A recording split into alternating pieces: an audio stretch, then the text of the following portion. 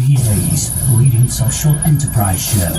On the mic with Mike King Biz, delivering food for thought. To find out more about the dynamic host of On the Mic with Mike, please visit his website at mikekingbiz.com. Ladies and gentlemen, welcome back to On the Mic with Mike King here, coming to you from the Mike King Biz Call Federal Credit Union Radio Studio. Professor Richard Coughlan is back in the building. Sir, welcome back. Thank you, Mike. Great to be here. Alrighty, when you were here the last time, you really dropped some incredible information on us. The reason why Richmond is so hot and all the outstanding things that are going here from a business perspective. I follow you, and you're dropping nuggets about things that are happening here in the Richmond area. Tell folks who you are, what you do. Yeah, well, a bunch of things, but I think the reason I'm probably here is because I serve as faculty director for executive education at the University of Richmond's Robbins School, and it just puts me in touch with a lot of interesting people doing interesting things, and once in a while, an opportunity for our faculty emerges out of that. And so we've got a couple of new programs coming in 2026 that are really based on things that we've been seeing and hearing out in the community. Alrighty, so when you're here before, we talked about the Fortune companies that are here in Richmond and why they are. Let's talk. Has that adjusted any? What's the latest update on that in this area? Yeah, I mean, we have seen some layoffs, no doubt, and that means that firms are tightening up, but they're also investing in the people who remain because their job responsibilities have expanded in a way that means they need new skills. And so we are seeing a nice uptick in demand for programs that are upskilling, changing leaders, emerging leaders into leaders, and those kinds of things. So by and large, I think we're still holding steady with a few signals that the Fortune 500 companies are tightening up a little bit. So when we look at the fortunes that are up there and then we see the groundswell of entrepreneurship, touch on how those two go together. Because on one hand, you have the folks at the very top established, and yet on the other end, the folks who are out there making dreams come true. Yep. Well, we get a really interesting look at this, Mike. One of the programs we talked about last time was a program we built way back in 2009 that we're still delivering year after year, and that's a program for minority suppliers. And that's a really interesting look at where the Fortune 500 companies intersect with these entrepreneurs who are building their businesses in a way that they can then supply to the major firms. And as major firms begin to cut back internally, a few of those services are going to be outsourced, and they're going to be outsourced to people who have made success in an entrepreneurial venture that might be growing. So we're seeing plenty of evidence of that. Already, I see you do touch on the AI world. Shout out to my man, Will Melton, and all. They're going to be here later today. William Willis is going to be here talking about the AI world. AI is buzzing everywhere. It is on fire here in the Richmond area. Touch on that, how you see that playing into entrepreneurship, and some of the things that people should be doing right now if you're an entrepreneur taking advantage of some AI tools.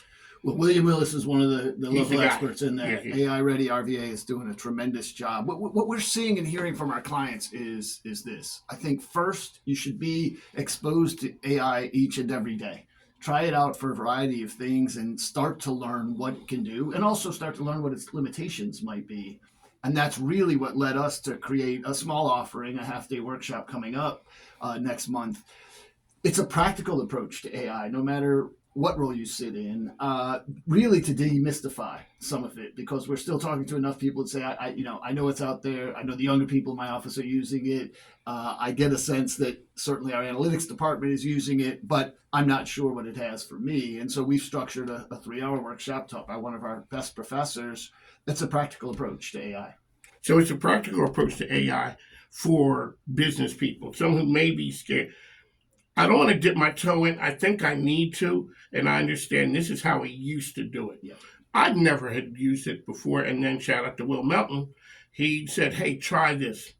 It opened the door just that little bit, and next thing you start to think of all the possibilities. Don't you? You do, and all of a sudden, so for people like, oh, it's big, bad, and it's all those things, it can streamline processes. And that's really the key. Think about processes that you and I have undertaken for a number of years, whether it is, drafting a report, and now a whole bunch of that can be made easier or prettier as a result of AI. Creating visuals, I think, is one of the key pieces that people probably don't yet understand what the capabilities are for feeding some information into it and asking it to send visuals back, and you can tweak those. And then I think the other piece of it really is, if you're sitting on some data and you're thinking, gosh, I bet there's some insights in this data, use AI to extract a few of those insights and then begin to get better and better at asking it the key things that you need from it. Okay, so the seminar that is coming up, what's the information on that? Tuesday, March 3rd in the building at the Robbins School of Business on the University of Richmond campus, 9 a.m. to 12 p.m. More information available, and you can register at our website. That's execed.richmond.edu. Thank you, Mike. Alrighty, so on the mic, ESPN Richmond. This is a sports station, but this is a business show. 60% of the people engaged with us are women. Listening to business on a sports station. Sir, what is it with you and women's sports that it is crazy, exciting times for that? And let's touch on that because I see you posting some things there of the importance. First off, I'm a girl dad, and Kelly played. Oh, you look like yeah. Well, Kelly played soccer from the time that she was 7 or 8. Our middle child, our older daughter, was a cross country runner in high school. So we've been around sports and women's sports. My niece played Division III basketball. There's sports all through the family. Another niece just signed a Division I scholarship for soccer. So first and foremost, I'm a fan. And what that means is you start to get exposed to really interesting kinds of things. And we're running up to watch the Washington Spirit, the NWSL team there. When we're in Portland visiting my daughter, we're looking at Portland Thorns games out there, WNBA games, all kinds of things. So what it meant was when I started to see that certain financial firms were beginning to attract investments around women's sports, I grew interested in that. And just like you, I do my research, figure out who's making a play there. And we landed on Ariel Investments out of Chicago, which had raised a fund, launched a fund specifically to raise money around women's sports. And I mean big investments. Big investments when I look at that, yes. Sports. So we're going to have Emma Rodriguez Ayala. She's the general counsel out there and runs the day-to-day fund. They call this Project Level. And you might remember I had Jason Wright from the Commanders on stage at U of R. Jason has actually joined Ariel Investments to help run and facilitate this Project Level. So Ariel Investments is the overarching firm. Project Level is the fund that they just closed the first fund, $250 million. And one of their biggest investments was in the professional women's soccer team that's going to launch in Denver. The Denver Summit starts play this year. So that's the first of what's, I think, going to be many, many investments. They've also launched a big investment in League One volleyball. Now that's at the youth sports level. All of this is to say they see what's coming in women's sports from the youth to the pros, and they're starting to make investments in it. Emma will be here on stage for a C-suite conversation, and we're going to talk through a whole bunch of things, her fascinating career leading up to this, but also what's the future for Project Level. When you look at that, sometimes I don't think that people see the bandwidth, the opportunities in women's sports. They think, okay, well, it's this, it's that. I don't think when you start looking at people raising the kind of money that they're raising, that you're getting eyeballs like you and other folks around the country, around the world, it's staggering. And I think there's opportunities there. So for a little person who's out there, what are some of the ideas that they could take? One, they got to go to the sweet conversation.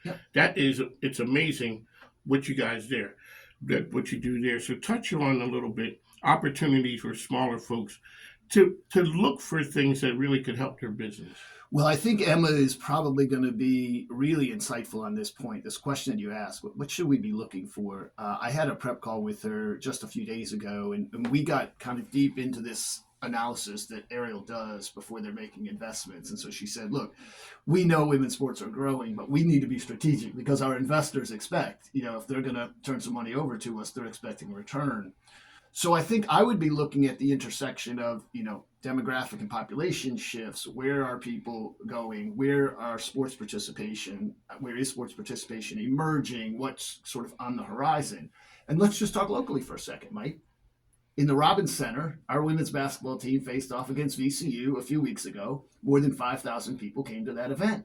And then a few weeks later, they go down to VCU to the Siegel Center. More than 5,000 people watched the University of Richmond women's basketball team against the VCU women's basketball team. Now, you tell me there's not passion locally for women's sports. I think those two events in a short amount of time are a really strong signal about what this community cares about.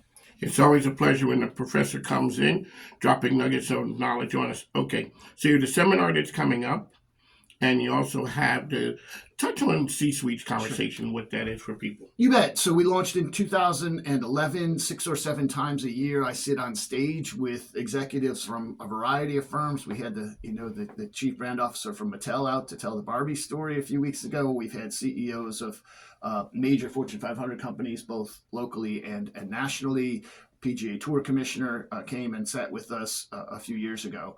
But we've got 2 left for the spring, and then we'll launch again in the fall. The 2 that are left for the spring are Emma Rodriguez Ayala. She's coming next Tuesday night, February 10th, to the university at 6 p.m. in the business school. All of these programs are free and open to the public. And then 16 days later, Beth Manish, she's the CEO of Johnson Willis Hospital. She's going to sit on stage and we're going to talk healthcare on February 26th. That'll close out the 15th season of C-Suite Conversation, and then we'll launch again in the fall. There you go. It's always a pleasure. How can folks get information out there about you, sir? Thank you. Well, feel free to give me a call, 804-289-8556. That's my phone at the University of Richmond. The University of Richmond's website has a ton of information about the programs we're doing in executive education. I welcome inquiries that way, and I'm not too hard to find because I'm on the Mike King Show. No, you're not hard to find at all. It is always a pleasure. It's something when I go over to the Robbins School. I mean, it's just the buzz that's in there. Shout out to Andrew Lickey as well as Dale Fickett. Guys that go over there to see, you see the magic in the students and the possibilities that they're knocking down. They're making realities come true. On to Mike, rest of us to go, folks. We'll talk to you soon. Thanks, Doc. Thank you, Take Mike. care. Really appreciate the opportunity. Thank you. Yes, sir. Let me get a picture real